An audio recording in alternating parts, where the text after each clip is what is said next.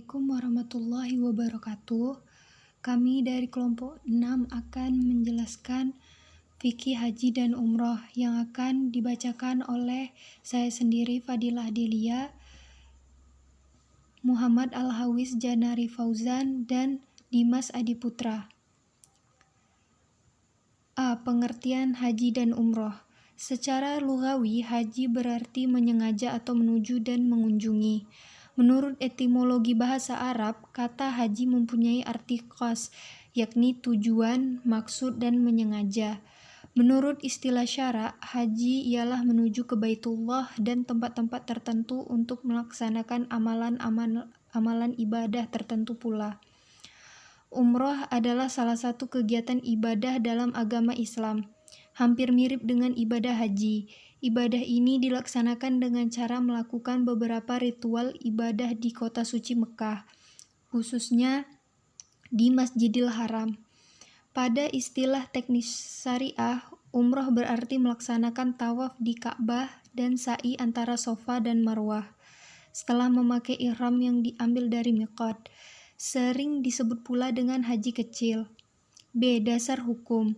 1. Dasar hukum haji. Dasar hukum ibadah haji adalah wajib yang Allah perintah dalam surah Ali Imran ayat 97. Di sana terdapat tanda yang jelas, di antaranya makam Ibrahim. Barang siapa memasukinya, Baitullah, amanlah dia. Dan di antara kewajiban manusia terhadap Allah adalah melaksanakan ibadah haji ke Baitullah, yaitu bagi orang-orang yang mampu mengadakan perjalanan ke sana. Barang siapa mengingkari kewajiban haji, maka ketahuilah bahwa Allah Maha Kaya atau tidak memerlukan sesuatu dari seluruh alam. Adapun tujuan diwajibkan haji adalah memenuhi panggilan Allah untuk memperingati serangkaian kegiatan yang pernah dilakukan oleh Nabi Ibrahim sebagai penggagas syariat Islam. Kisah Nabi Ibrahim sehubungan dengan ini dikatakan Allah dalam surah Ibrahim ayat 37, yaitu, "Ya Tuhan, sesungguhnya aku telah menempatkan sebagian keturunanku di lembah yang tidak mempunyai tanam-tanaman di dekat rumah Engkau, yaitu Baitullah yang dihormati. Ya Tuhan kami, yang demikian itu, agar mereka melaksanakan sholat. Maka jadikanlah hati sebagian manusia cenderung kepada mereka, dan berilah mereka rezeki dari buah-buahan. Mudah-mudahan mereka bersyukur." Keinginan Nabi Ibrahim itu ditanggapi Allah dengan menyuruh orang-orang untuk menziarahi tempat Ibrahim tersebut dengan firman-Nya dalam surah Al-Hajj ayat 27, yakni, "Dan serulah manusia untuk mengerjakan haji, niscaya mereka akan datang kepadamu dengan berjalan kaki atau mengendarai setiap unta yang kurus. Mereka datang dari segenap penjuru yang jauh." 2. Dasar hukum umroh. Dasar hukum umroh adalah wajib sebagaimana juga hukum haji, karena perintah untuk melakukan umroh itu selalu dirangkaikan Allah dengan perintah melaksanakan haji. Umpamanya pada Al-Quran surat Al-Baqarah ayat 196, yakni, "Dan sempurnakanlah ibadah haji dan umroh karena Allah." Dan pada surah Al-Baqarah ayat 158, "Sesungguhnya Safa dan Marwah merupakan sebagian dari syiar atau agama Allah. Maka barang siapa beribadah haji ke Baitullah atau berumroh, tidak ada dosa bagi yang mengerjakan sa'i antara keduanya. Dan barang siapa dengan kerelaan hati mengerjakan kebajikan, maka Allah Maha mensyukuri, Maha mengetahui." C. Hikmah dan keutamaan haji. 1. Hikmah haji. Berikut antara lain hikmah yang bisa kita dapatkan dengan berhaji. A. Penyerahan diri kepada Allah. Ibadah haji dan umroh yang mengandung berbagai hikmah dan manfaat. Hikmah yang utama adalah sebagai bentuk penyerahan diri secara sungguh-sungguh kepada Allah. B. Melatih disiplin. Dalam ibadah haji, jamaah dilatih untuk mendisiplinkan diri untuk mematuhi macam peraturan. C. Mewujudkan persaudaraan. Sementara itu, dalam hal hubungan dengan jamaah lain, ibadah-ibadah haji merupakan usaha untuk mewujudkan persaudaraan yang sungguh-sungguh sesama kaum muslimin. D. Memperoleh ketenangan batin. Hikmah haji yang lain adalah untuk memperoleh ketenangan batin. Kita mengenal beberapa orang yang selalu stres, emosional, atau tidak stabil jiwanya. ketika menunaikan ibadah-ibadah haji menjadi tenang. Menghayati perjalanan Nabi Adam alaihi salam. Hikmah lain yang dapat dipetik dari ibadah-ibadah haji adalah untuk dapat menghayati perjalanan hidup dan perjuangan para nabi dan rasul Allah, khususnya Nabi Ibrahim alaihi salam, Nabi Ismail alaihi salam, dan Nabi Muhammad sallallahu alaihi wasallam, juga Nabi Adam alaihi salam. 2. Keutamaan haji. Beberapa keutamaan ibadah haji yang dilakukan oleh umat Islam yaitu sebagai berikut. 1. Menjadi tamu Allah. Orang yang menjalankan ibadah haji maka akan dianggap menjadi tamu Allah. 2. Mendapat pahala seperti jihad. Seorang muslim yang sedang menjalankan ibadah haji maka ia akan mendapatkan pahala setara seperti melakukan jihad, karena ibadah haji merupakan jihad terbaik menurut Allah. 3. Mendapat balasan surga. Dari riwayat hadis riwayat Bukhari dan hadis riwayat Muslim, Abu Hurairah menjelaskan sebagai berikut: dan haji mabrur tidak ada balasan yang pantas baginya selain surga. Hadis riwayat Bukhari nomor 1773 dan Muslim nomor 1349. 4. Allah berjanji akan menghapus dosanya. Barang siapa yang berniat dan bertekad untuk melaksanakan ibadah haji dengan ikhlas karena mengharap ridha Allah, maka Allah akan menghapuskan dosa-dosanya yang telah berlalu. 5. Menghilangkan kemiskinan.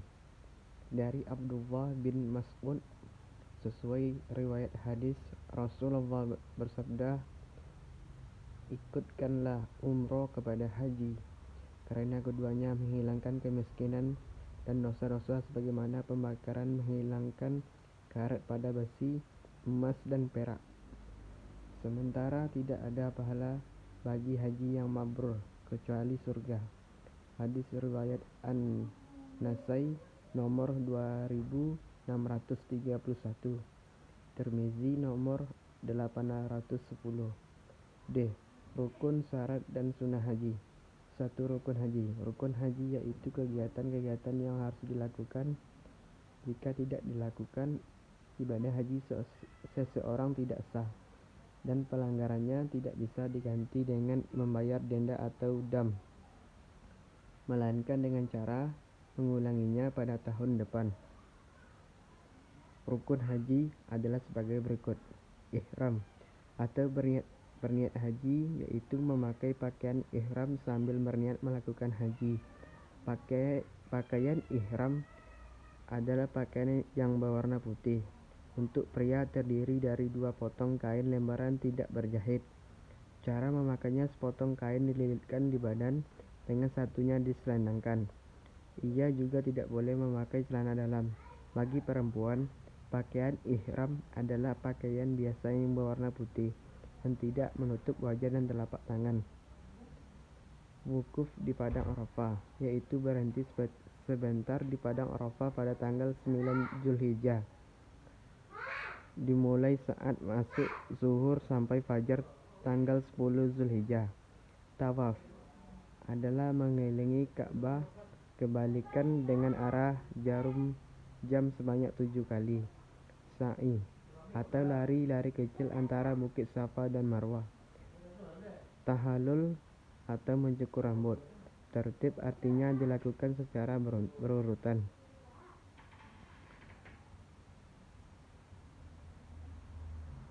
Dua. Syarat wajib haji.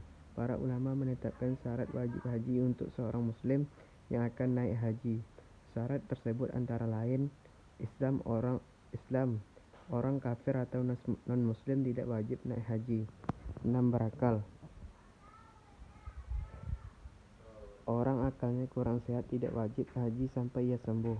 3. Balik. Anak yang belum balik tidak wajib naik haji. 4. Merdeka.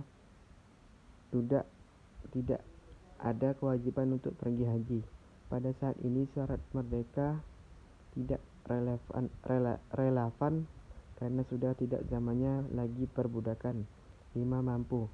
Artinya fisiknya kuat, biayanya mencukupi baik untuk perjalanan maupun untuk keluarga. Tersedia kendaraan dan aman dalam perjalanannya. 6. Dilaksanakan pada waktunya. 7. Khusus bagi perempuan harus disertai suami atau muhrimnya atau orang lain yang dapat diberi amanah. 8. Wajib sekali seumur hidup. 3. Sunnah haji. Membaca talbiyah dengan suara nyaring bagi laki-laki dan lemah lembut bagi wanita. Waktunya sejak ihram sampai melontar jumroh Aqabah pada hari raya kurban. Lafal talbiyah adalah sebagai berikut. Aku penuhi panggilanmu ya Allah. Aku penuhi dan tidak ada sekutu bagimu, dan aku taat padamu. Sesungguhnya pujian, karunia, dan kerajaan itu milikmu. Tiada sekutu bagimu. Hadis riwayat Bukhari dan Muslim. Membaca selawat Nabi, melaksanakan tawaf kudum, disebut juga tawaf tahiyah, karena tawaf ini merupakan tawaf penghormatan bagi Ka'bah, masuk ke Baitullah dan hijr Ismail. Tata cara haji. Tata cara ibadah haji. 1. Sebelum tanggal 8 Zulhijjah, semua jamaah haji mulai untuk melaksanakan tawaf haji di Masjidil Haram. 2. Tanggal 8 Zulhijjah, hari Tarwiyah. Disebut dengan hari Tarwiyah karena para jamaah haji menyiapkan bekal secukupnya untuk menuju Mina dan Padang Arafah, karena kedua tempat tersebut tidak ada sumber air. 3. Jamaah haji melakukan ihram untuk ibadah haji, dimulai dengan mandi, memakai wewangian, serta menggunakan pakaian ihram sambil bertalbiyah mengucapkan. 4. Berangkat menuju Mina, dan setelah di Mina mereka mendirikan salat zuhur, asar, maghrib, dan isya, serta salat subuh. Setiap salat dikerjakan pada waktunya, namun salat yang jumlah rakaatnya 4 dikosor sehingga menjadi 2 rakaat. Para jamaah tetap berada di Mina sampai matahari terbit pada tanggal 9 Zulhijjah. Tanggal 9 Zulhijjah, pagi harinya semua jamaah haji menuju ke Padang Arafah untuk melakukan wukuf. Kemudian semua jamaah haji melaksanakan ibadah wukuf, yaitu berdiam diri dan berdoa di Padang Arafah hingga maghrib tiba. Disunahkan bagi jamaah untuk singgah di Namirah dan jika memungkinkan berdiam di sana hingga matahari tergelincir, jika memungkinkan. Hal-hal yang membatalkan haji. Haji batal karena salah satu dari 2 perkara berikut. 1. Berhubungan intim jika dilakukan sebelum melempar jumrah Aqabah. Apabila dilakukan setelah melempar jumrah Aqabah dan sebelum tawaf ifadah, hajinya tidak batal, walaupun demikian ia berdosa. Sebagian ulama berpendapat bahwa hubungan intim tidak membatalkan haji karena tidak ada dalil yang jelas mengenai hal ini.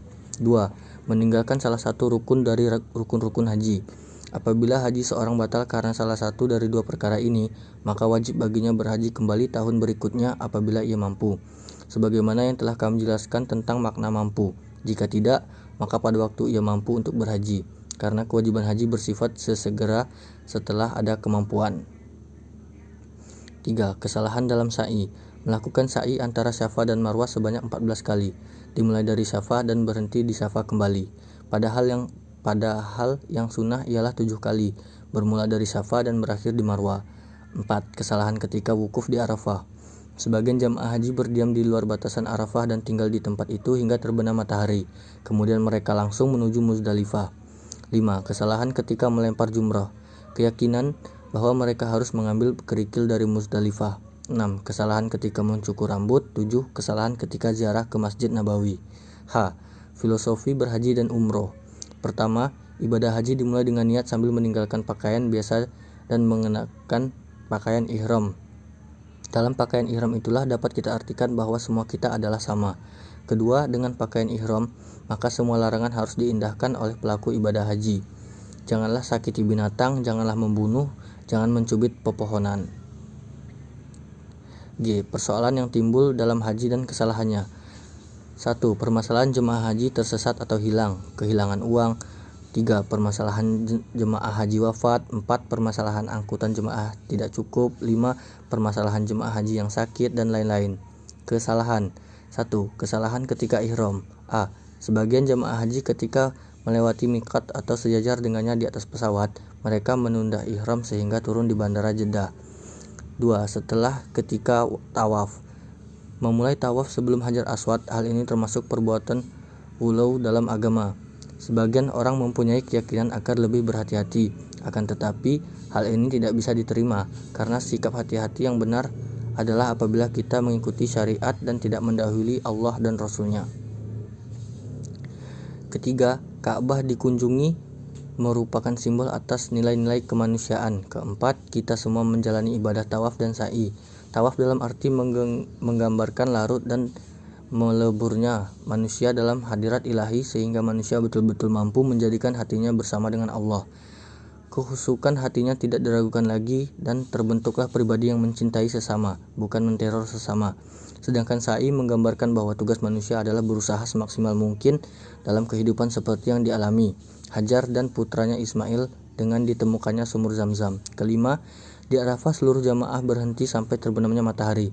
Di sanalah mereka seharusnya menemukan makrifat, pengetahuan tentang dirinya dan perjalanan kehidupannya.